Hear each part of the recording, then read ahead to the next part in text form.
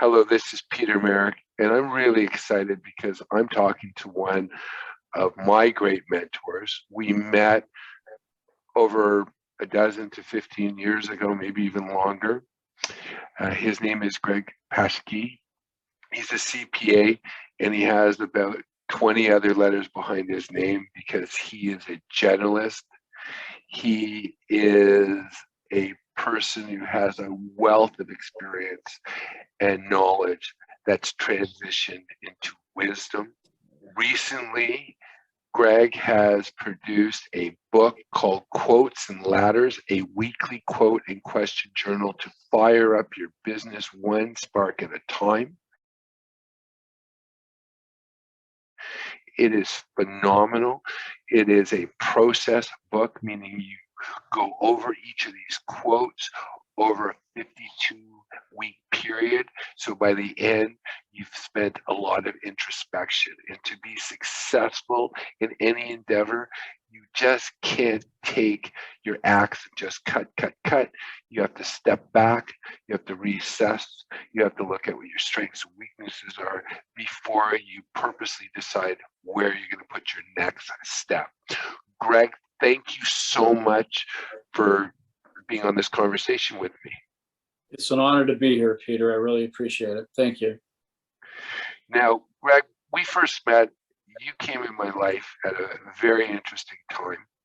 I was speaking with a co-writer for my textbook, and he said something that caught my attention.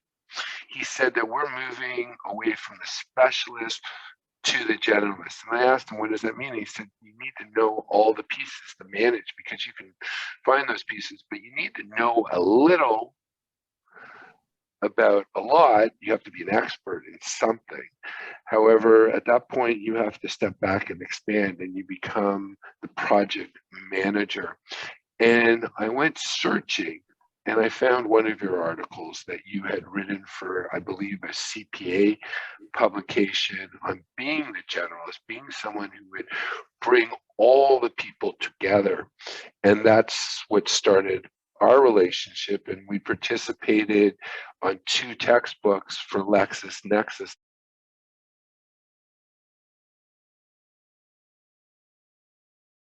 And it was a beautiful relationship. And it was wonderful because when I was down in Florida, you drove across the state for the Florida Institute of CPAs. And we had a beautiful dinner, and you came to see me speak, and also another one of your friends. And I want to focus on the generalist, but to get more specifically, how did that become a question you wanted to answer for yourself? And what is the generalist versus the specialist? Well, for me, my career kind of, I think, helps put it in perspective. I was blessed after I got married in 1969, I went to graduate school and got my MBA at the University of Pittsburgh. And then I was blessed and went to work for, at the time, was Ernst & Ernst, one of the big 8 accounting firms at the time. And I dove right in, and I was, again, blessed to pass the CPA exam in 1972, 50 years ago. Was that was in Pennsylvania, correct? Yes, it was. It was. And at that point, the CPA designation kind of conveyed a pretty broad knowledge in accounting and finance and business and taxation. And at the time, I was just kind of curious about learning, and I always have been kind of an advocate of lifelong learning. So I was looking around for what other things might be available in terms of bolstering my knowledge. And then the Institute of Management Accountants in the United States really looks at accounting in a broader perspective. Okay, and they had a new designation coming out called the Certified Management Accountant, the CMA. And so that had just come out after I passed the CPA exam. So I went to take that, and I was lucky I got through it the first time, but it was broader in scope. Okay, you got into more economics, you got more into social aspects, and it was just broader in scope, and a lot of industrial stuff and cost accounting and things like that. And I found that my background from my MBA actually probably even helped me as much as my CPA did to pass that exam.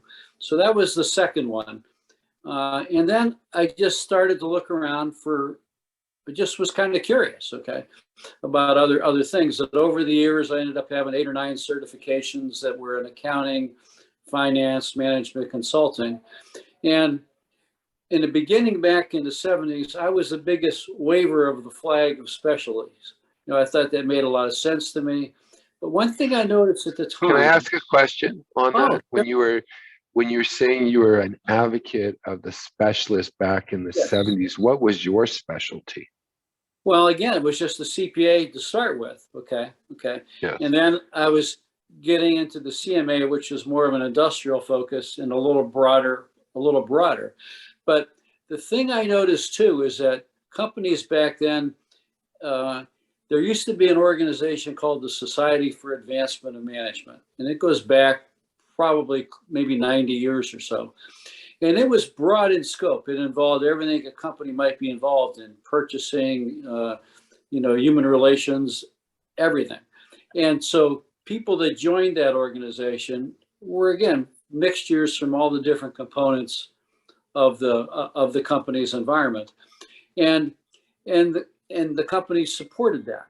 As things got more and more specialized, what happened, and it just seemed to happen over time, companies were willing to pay for one dues for their people, but they started to slot them more into the accounting, into the purchasing organizations, and it started that. And over time, it seemed like the specialties got reinforced. You started to work in one particular area, and that's where you tended to stay. And a lot of times things got more and more complicated, more and more specialized. And at the time, I thought that was a great path. Okay. But over time, through the 70s and the 80s, I started to wonder, well, who starts to piece all this stuff together? Because the jargon got a little more difficult, and there was terminology got really difficult, and things got more and more refined. So the people within that discipline could understand it, but they started to lose the ability to kind of talk to people outside the discipline. And so it was just observational. And that bothered me over time. And I thought, well, what are some of the generalist skills that the generalist should have? And they're more into communication, strategic and tactical thinking. In fact, one of the things that really impressed me, Peter, with you is that you exemplify that. I mean, I know you were a distinguished Toastmaster, and the number of articles you've written and the books you've written, you embodied a lot of the broader perspective that I, over time, became more and more appealing to me, and thought that the rest of society was losing sight of that. And so that was just kind of a lifelong journey. And then I wanted to do the article to express some of those viewpoints. And that was back in 2004. So. Well, you were very active in the CPA community. Can you just give some background about how you started giving back to your community, starting off in Pennsylvania and then nationally? Sure. I belonged to the local chapter of CPAs and was president of that chapter, and really enjoyed that. Then I was on the governing council of the state of Pennsylvania, and then we did that for years. Okay. Through the 80s and the 90s. And then in the late 90s, I was the Pennsylvania representative on the AICPA, the American Institute of CPAs, and did that for 3 years. But even when I was in Pennsylvania, I chaired multiple committees, the Long Range Planning Committee, was involved in the Ethics Committee. I did the Nominations Committee I was chair for. So I got to see a broad aspect within the profession and try to give back. And most importantly, I just learned. I like lifelong learning, and I was blessed that I always liked it when I was maybe I shouldn't phrase this way, when I was the dumbest person in the room, I enjoyed it because I learned from everyone. And so I was just, that broader perspective always helped me in my career. I think I didn't take accounting undergraduate. I took it a little bit when I was in grad school. So my perspective was a little different from a lot of my colleagues back then. I got caught up in the accounting, more of the theory behind accounting and not so much in the mechanics. Yes. And so that I think also served me well. And also I enjoyed writing. So I had an article published in 1974 in the New York State Journal of Accountancy. And then over time, I did a firm newsletter for my CPA firm up in Erie. And so I figured if I'm going to write the newsletter, I would submit it, into some of the publications. So I wrote a lot of things that would be kind of general management and accounting, but I was fortunate that they ended up getting published as well. I did on a much smaller scale that you did. And well, that article that you wrote, I went searching because going back to that conversation, I had a contributor who said to me, the days of the specialist is over. You need to be a generalist. Unfortunately, there's no place that really teaches that. And to become a generalist, you have to be a specialist and then broaden out and seeing the other people who are dealing with the same elephant, the same client, the same situation. And I found an article of yours that I found, it wasn't, your article dealt with the human level and also was dealing with the managerial level. And I think that's what actually got my attention, because a generalist understands that they're managing relationships, not just the task. And that was something that was key for me, because I had a variety of interests and I had a test of it, because my books were on succession planning and it was looking at, well, a really successful business person, that's what I was looking at. Who are all the people who need to help this person?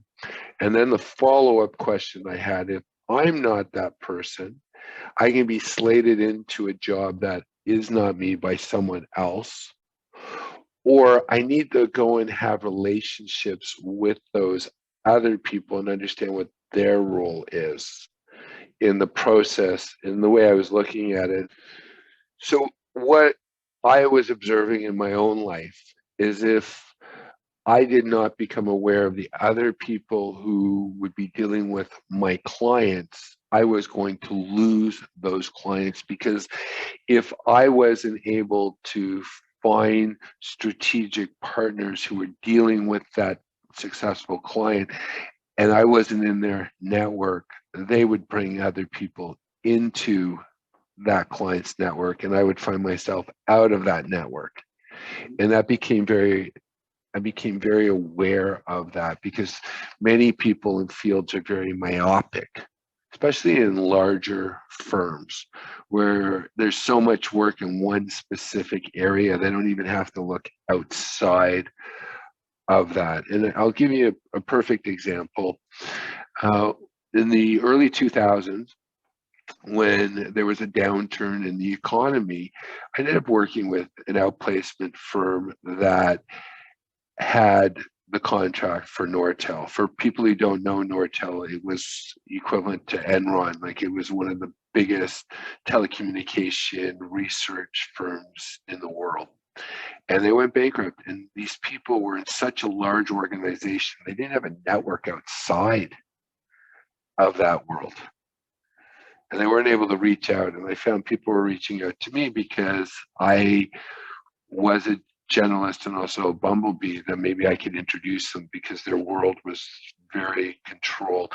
And I think for me, it also became a survival mechanism as well, that to learn about all these different parts, to define where I fit into it. Sometimes I would be the generalist, sometimes I would be the specialist. I would let the other professionals know that this is my territory.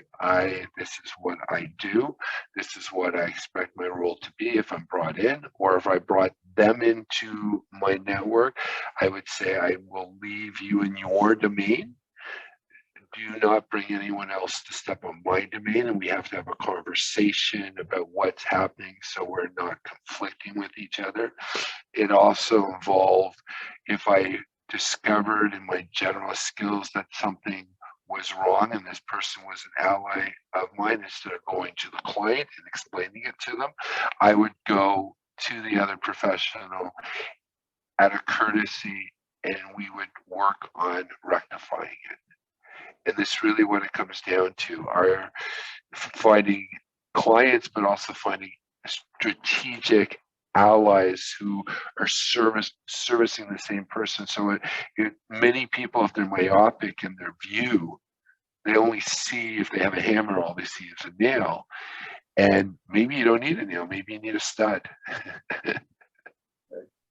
Well, you framed that very well, Peter. I mean, you took responsibility. You looked at the needs, the overall needs of the client, not so much even what you specifically were doing, but what the other professionals involved were also doing. And you took ownership of that, and you communicated that with the other professionals and with the client.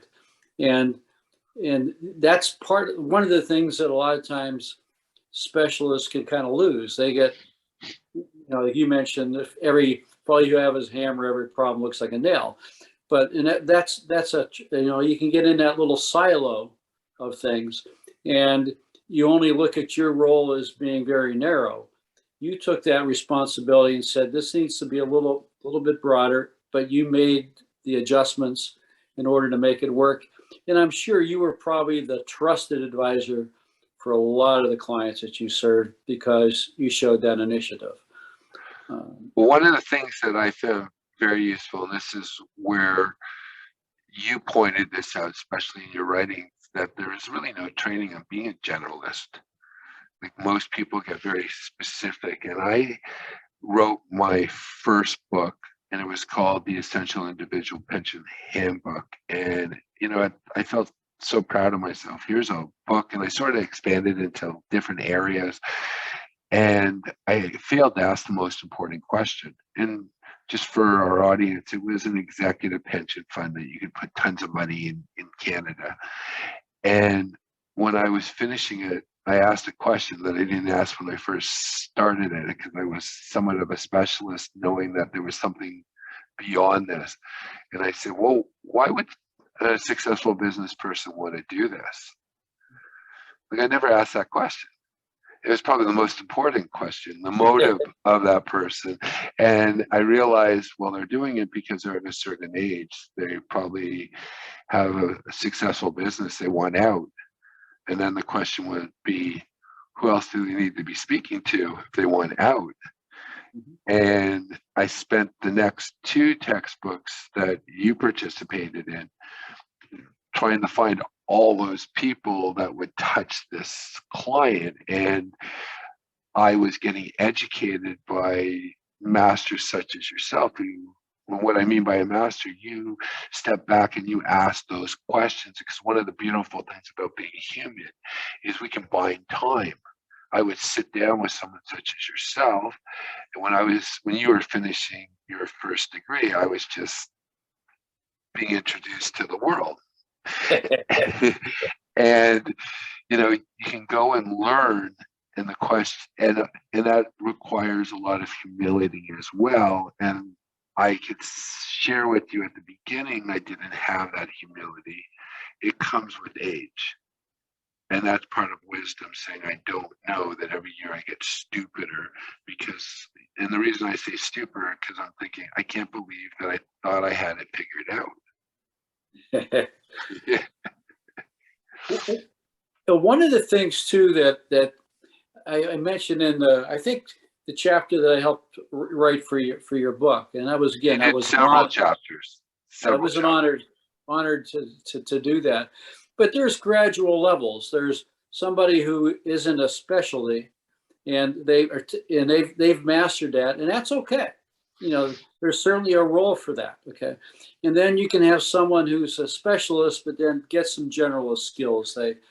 They go out and they do some writing, or they do some presentations.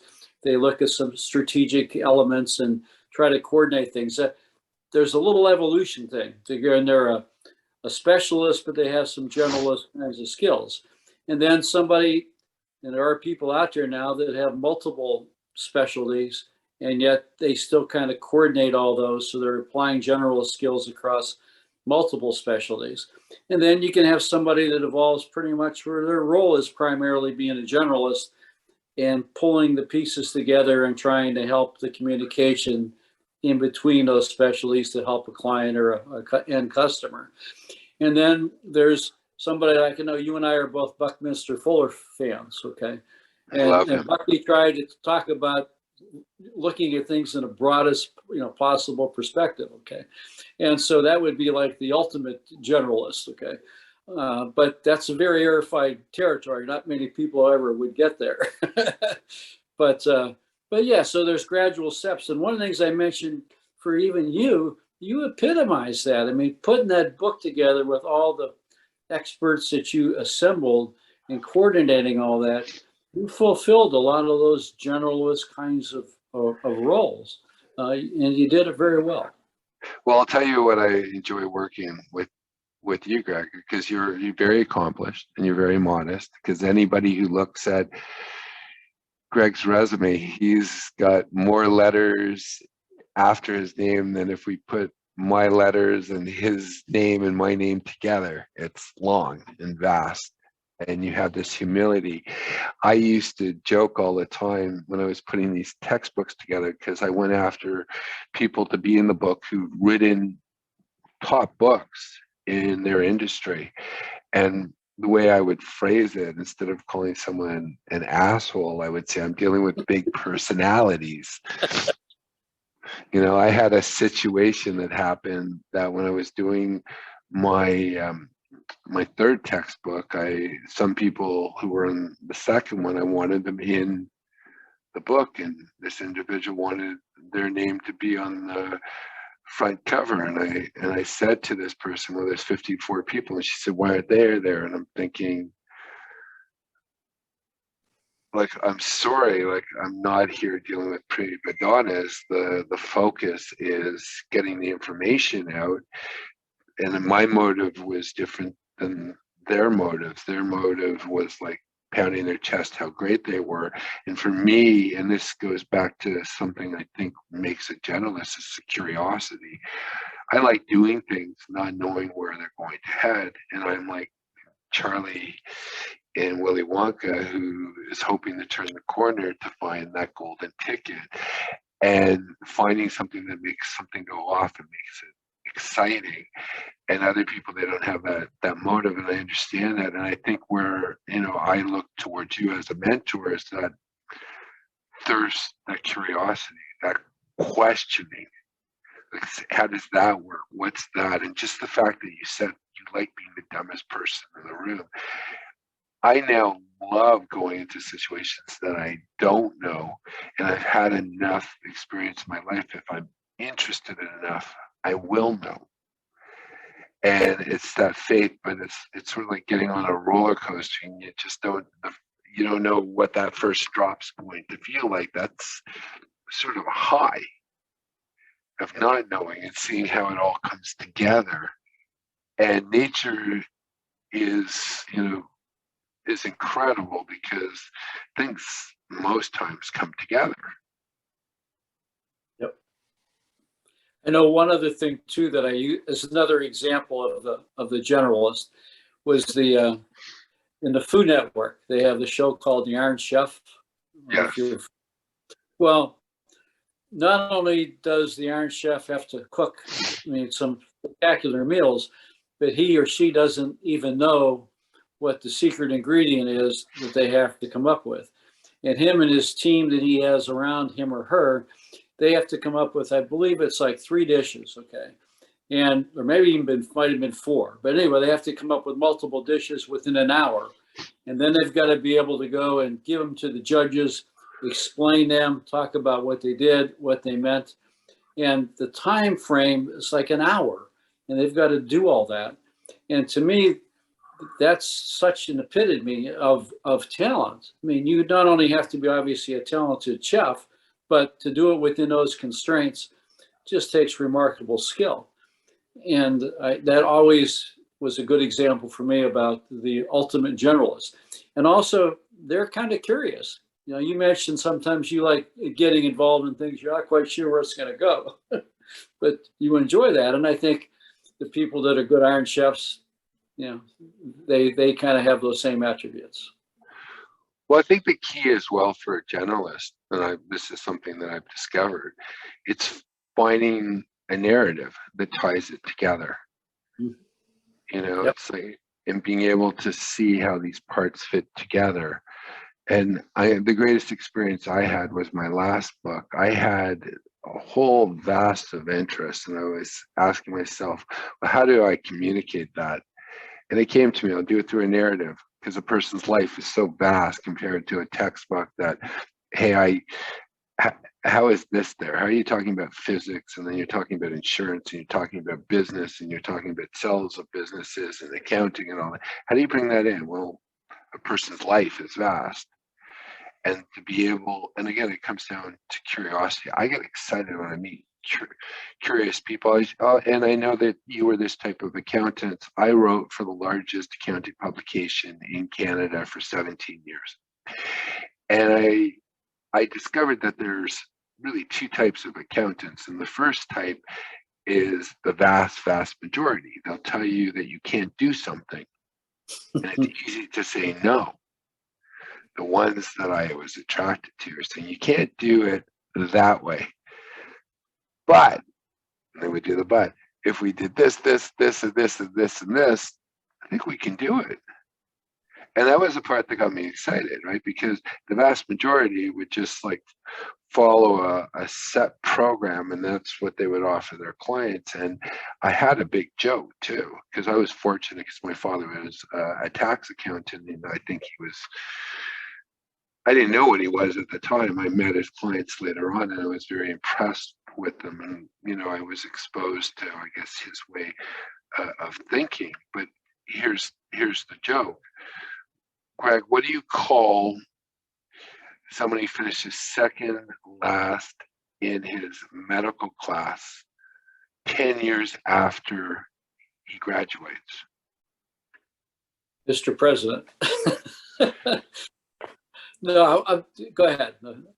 It reminded me, I got to share one thing with you. It was the, yes, please.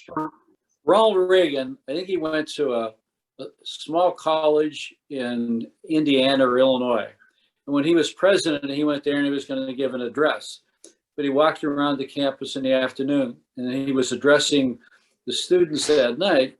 He said, you know, he says, I was walking around here this afternoon and bringing back lots of memories.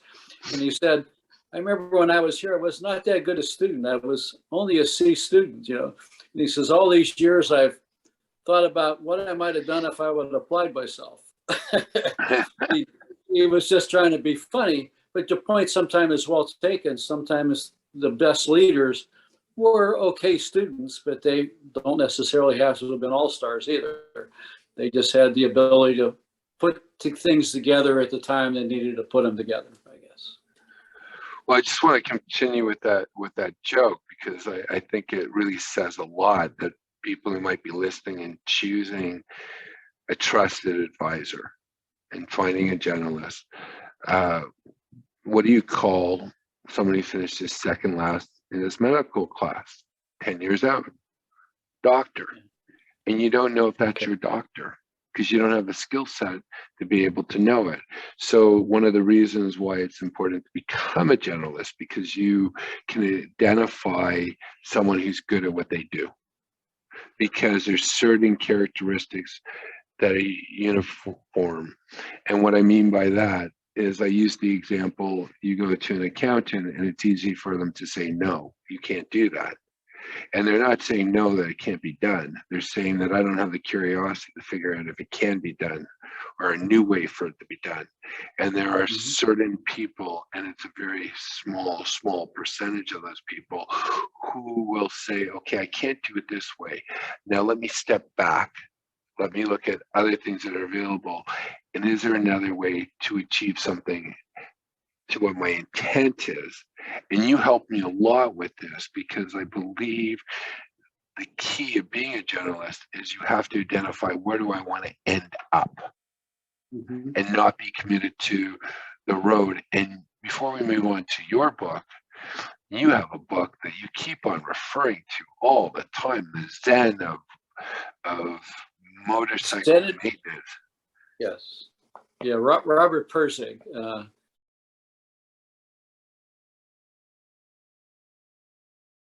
He was that book was kind of a profound influence on my life, and he wrote a second book called Lila. But they're about it's just his thought process. A lot of times, just appeal to me. It's a book. Zen. I've probably read it 8 times. Understand about 70% of it. Yes. It still always gets you thinking and rethinking, and it's just a powerful book. Because I know it's had a huge influence on you, because in our writing, in your writing, in my textbooks, when you're talking about the generalist and when you talk about planning, you consistently make reference to it. So I know it had a huge impact on you. I'll share one quote of his that really impacted me a lot. Okay, and he wrote this. This has got to be like 40 years ago now. It's a problem of our time. The range of human knowledge today is so great that we're all specialists, and the distance between specializations has become so great that anyone who seeks to wander freely among them almost has to forgo closeness with the people around him. And that's kind of an indication when things started to get more and more technical and more complex. It has pluses, but there's trade-offs.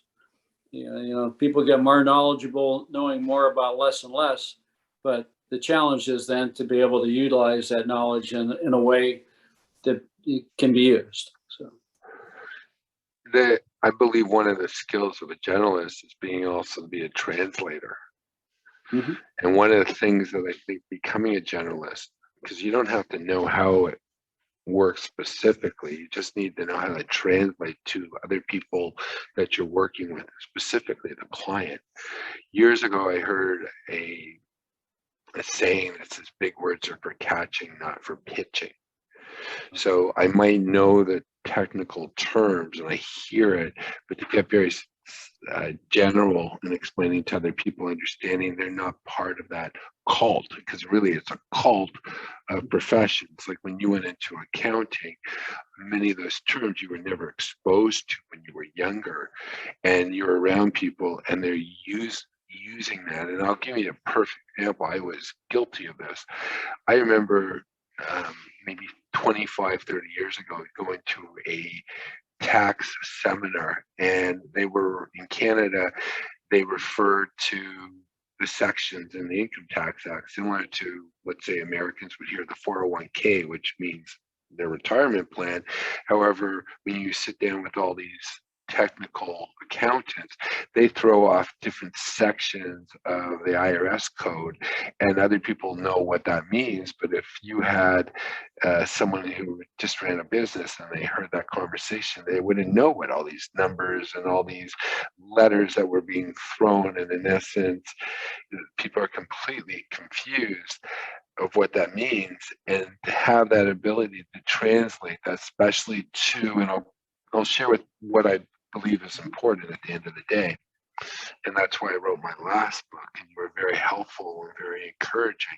I realized I was writing for the check cashers, the people who sign the back of the check, trusted advisors. They were advisors to kings. And I realized that the world I had lived in and what I'd done with my previous books, they were great. I got into speaking the special lexicon, which other professionals would know. However, I did not have any way to communicate to the person who would be a check writer who signed the front of the check, who was the king or the queen. I was writing to the advisors of kings, and I realized I'm so disconnected in the knowledge I know. I have to communicate it to my intended audience, which ultimately are other people in our profession. It happens to be the client, and the client comes to you and they say, I need my car to go from A to B. They don't want to know about the spark plugs. So Greg, are there any quotes in your book, like any exercises from quotes and letters that you would like to focus on? Well, let me just talk a little bit about a couple things. I like to almost phrase it, every company has a story. What's yours? And more importantly, what could it be? One of the things that I found, quotes interesting for the last 20 or 30 years. I've kind of got into those. And one of the things that always struck me is that no matter what size the company is, there's so often that people get involved. We're just doers. We're in there doing this and doing that and doing this and doing that and go in and react to everything that happens in a given day. But we don't often take any time just to pause and to stop and just to think. And so one of the motives behind the book is that I had belonged to a local group called the Martin County Business Exchange here in Florida. And we had weekly meetings, and I got in the habit of every Wednesday I would share a quote and a related question with the other members. And so I took that kind of concept and then put it in a book form. And you can tell this is a copy that's the way it looks. This is mine. I butchered mine up pretty good. But You're such fun. an accountant. Look how organized those stickies are. Yeah, well, you can tell they're sometimes they're askew, but yeah. but they all have some meaning. But the point was looking for some process that's simple. Okay? The whole concept here is as simple as you can get. It's just saying you need to devote some time, okay, to have some discipline to at least pause and reflect at least once a week. Okay. So yes. The concept is we share a quote, and one of your quotes is in the book. We share a quote, and I ask a business related question to let you think some more. Okay. And it's so simple in concept, but you're going to have one week maybe where neither the quote or the question move you in any way, and that's okay. Okay. But you may have one that resonates with you. And if it gives you an idea about something that might change in your organization, and the related business question kind of hones in on that, get it down on paper. Don't lose that thought, and then you want to take the execution then to relate it into some kind of action plan or something you're going to do with it, and when you're going to do it. So it's a fairly simple concept, and you could do it yourself as an individual. You could do it with your management team. It's just another tool that you can use in any way that seems to work with you. It would work in Rotary as well, in different organizations like that. Right. And it could work again for, you're right, nonprofits could use this. It's just an easy way to kind of at least go through the process and the discipline, but it's relatively simple. So, that's it. I can share one that I know that even impacted you a bit. And this is, it's by Matthew Cross, who's actually the gentleman who runs the publishing company, Ocean Media, and it helped me a lot with giving me the motivation to write the book in the first place. Okay, Matthew's a great guy. His quote is, "Within us is a vast reservoir of genius and hidden talents, waiting to be tapped and unleashed." And the related business question is, what innate talent of yours has remained asleep these many years? And again, that's something that, you might just mull over, okay? And then something may hit you right away, but you plant to see it in the back. And maybe if you're out on a run, if you're out on a bicycle, 2 days later, something will hit you. And you start to think, and then you just want to capture those ideas and get them down and try to commit to some kind of action plan that says, I really liked writing back when I was when I was in my early 20s, and I really haven't done that for a long time. And I know I have a little bit of talent at that, but maybe I can work on that. So again, it's a little bit of a motivational thing, and maybe have in the future reach out and pull you where you can go, and maybe where you should go. It's just a way, again, of motivating you and getting you to think a little outside the box and a little broader than you might otherwise do. Now, Greg, just that, the follow up on that, when a few years ago you were very active, I believe, was it X1, where it would be like a one-pager of strategy plan? That was the one-page business plan. Yes. Yes. Because a lot of people lack that. And one of the things that I always remind myself, that life doesn't need to be so complex. Like if it's like a 50,000 word life plan, you're not going to remember it. You need to bring it down into something that you're constantly bringing into your attention, that you say, okay, this is the ultimate goal. And then asking the simple question, the follow-up question is, does this move me closer? Does this move me further away from what I intend? And I think a lot of it, which goes to this book that you've written right now, Quotes and Ladders, is it gives me focus. Now I have to go and be more specific, but also not having it so vast, not giving myself like 50 million things on my bucket list, because I believe that in the one-page plan dealt with this, the difference between a goal and a wish is a date.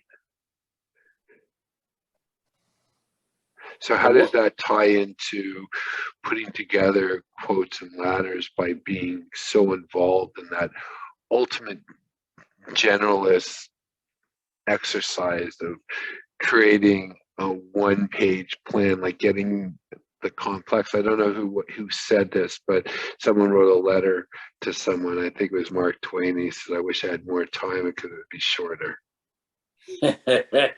Well, that's true. And one of the motivations when I was involved with that one-page business plan, I did a lot of, over the years, some pretty sophisticated business plans that might be 200 pages long, but they were there primarily to gain financing. Okay. And so that business plan, even though a lot of thought and development went into it, might just sit in a drawer someplace and not used. Okay. The one-page business plan was, again, to simplify your life, to get the really important things on one sheet of paper so that you could address it and deal with it. Okay. So looking for ways that are simple and yet are effective and work kind of ties in again with this book as well. You're just looking for things. You want to have the discipline, but you don't want it too complex. Yeah. And the analogy with Quotes and Ladders is the Chutes and Ladders game, and I played when I was a kid, and my children did. And the whole idea is life just kind of doesn't move necessarily in equal lines. Sometimes you can have really nice up surprises. If you go through this exercise and you think of a potential twist in your business before your competitors do, you might have a real advantageous position that you're going to move up the ladder of success fairly rapidly. And more importantly, sometimes just going through this process might identify a warning sign that says, beware of this, and you won't slide down the chute and lose a lot of ground. So it's ways that you can leverage things up and help prevent falls that don't necessarily have to happen. Well, I guess it also comes down to I think it was Einstein who said, make the complex simple and no simpler than that, where you have to just, understand what the core intent is, or core revelation. And one of the things that I found very helpful by going through your book and other books similar to it is it makes you have focus, and it brings things consciously to light that might not have been conscious. I couldn't have said it better. That's perfect, Pete. So, Greg, what are your hopes with the book? Well, it's just, I like to have a tool, help people have a tool that's easy to use, it might help change the company and expand and stretch the people within the organization. You know, we all get, it goes back to almost the generalist thing again. We get kind of caught in specialties, okay? And it happens in businesses all the time. They get in and they perform, they need systems and they need procedures, and that's well and good, but you can get locked in there, okay? And part of the quotes and ladders thing is just to make you pause and think, but to stretch the person a little bit so that we don't operate necessarily in those little narrow silos. We think a little broader. So it's not only to help the individual team members that you have, but the company as a whole or the organization as a whole. It's just broader in scope than you might normally be doing. So it's not more complex than that. Well, I want to leave this with the audience. One thing that I find, I went through a stage in my life where I was an avid reader and immediately became apparent by reading different books when people would write things to say how great they were. And other people were saying, here's a topic I find fascinating. And one of the things that I really appreciate with my friendship and being mentored by Greg is that curiosity and an infection for learning. And that is something which curiosity is contagious. And you want to be exposed to that. And I believe that this book, Quotes and Ladders, a weekly quote and question journal to fire up your business one spark at a time, by Greg Pashke, is the beginning of initiating that spark if you have forgotten it, or to enhance that spark which you have as you go forward in your career and your life. Greg, you've been awesome. Is there any last thoughts that you'd like to leave with us? Well, I remember years ago hearing this. It's maybe about 15 years, but instead of saying I have to do something, to change the perspective to say I get to do this.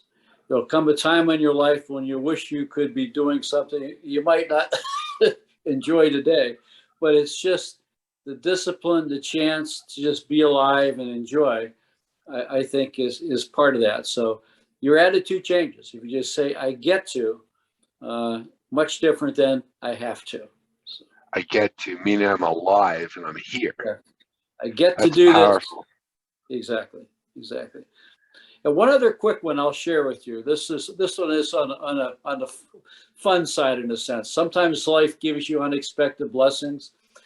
I have a LinkedIn account, and obviously anybody, if you follow me on LinkedIn, I typically share quotes as well on LinkedIn.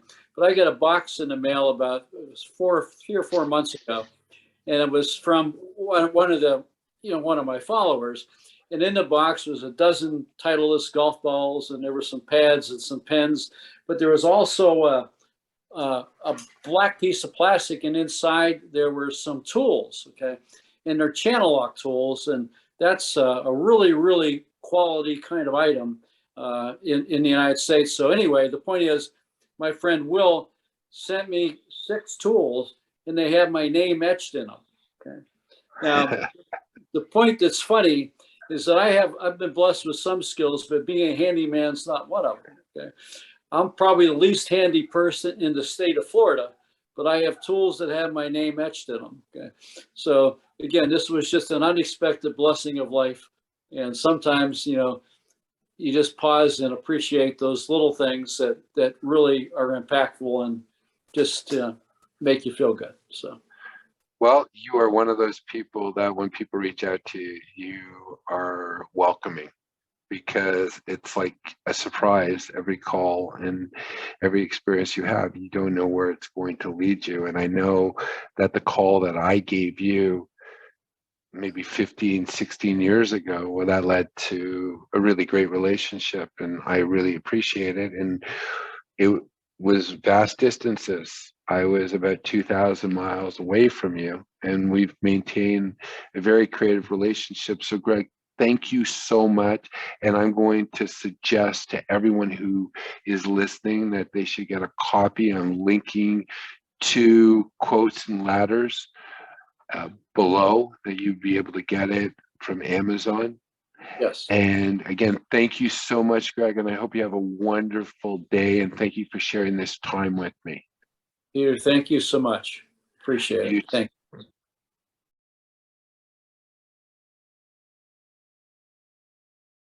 And the greatest healer for anybody later on in life is to mentor younger people. And I find this all the time. I sit down with business owners all the time, and they always give me unsolicited advice because they want to share their knowledge, and it's really important.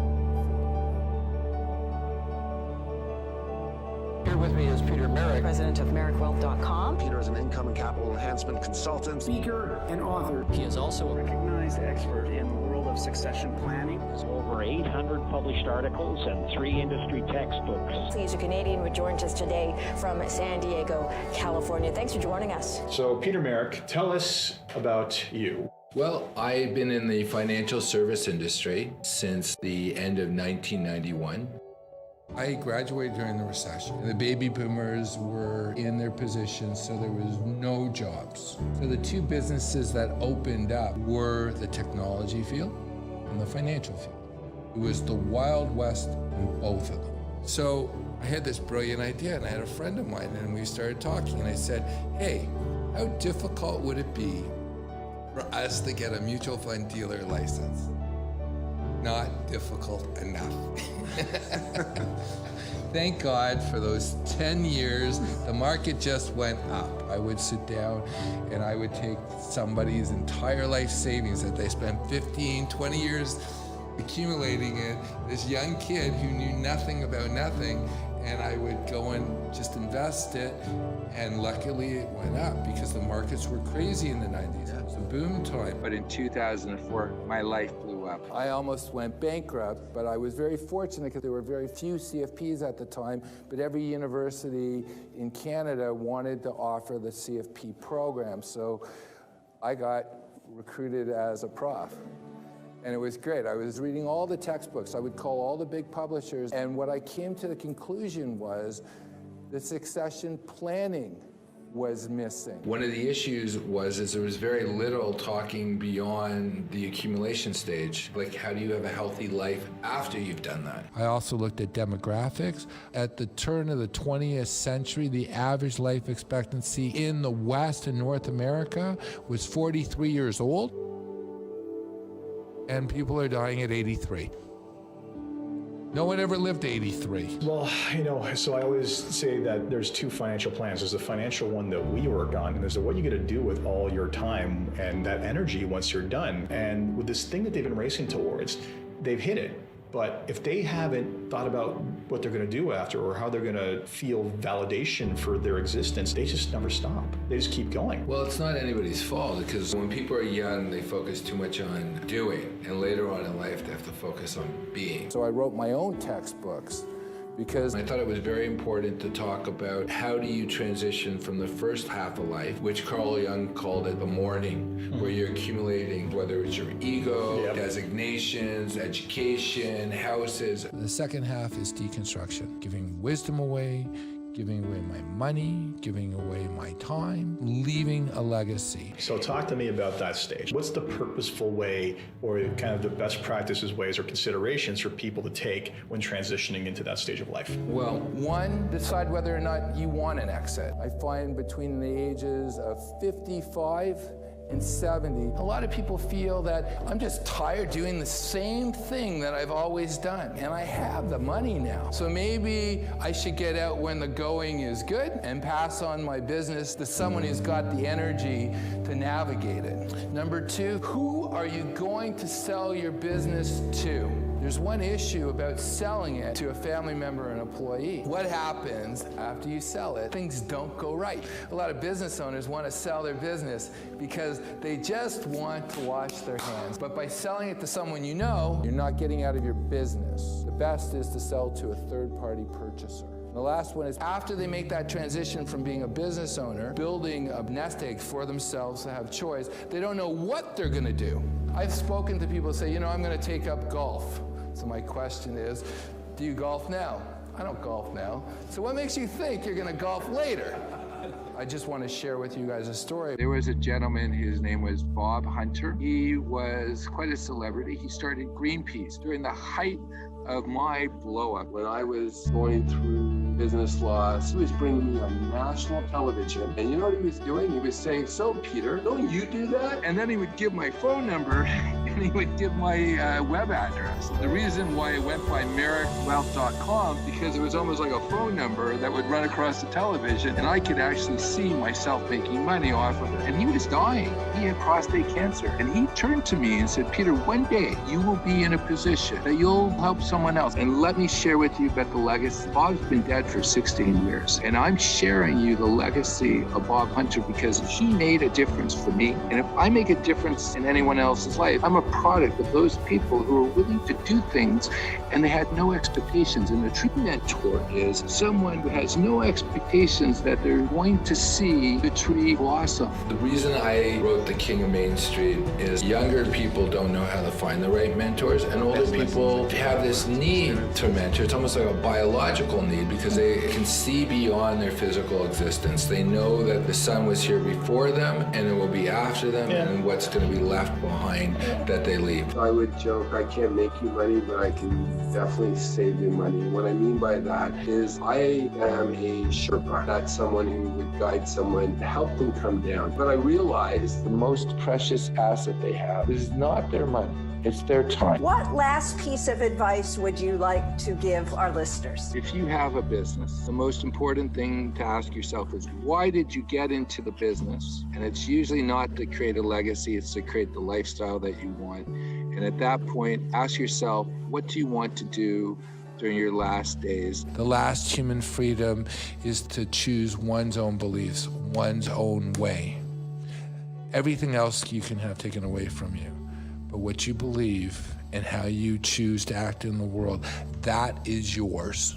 And the greatest healer for anybody later on in life is to mentor younger people. And that is going to give you fulfillment emotionally, spiritually, and mentally. You guys have been wonderful, and I want to thank you, and I hope you guys have a great day. Thank you.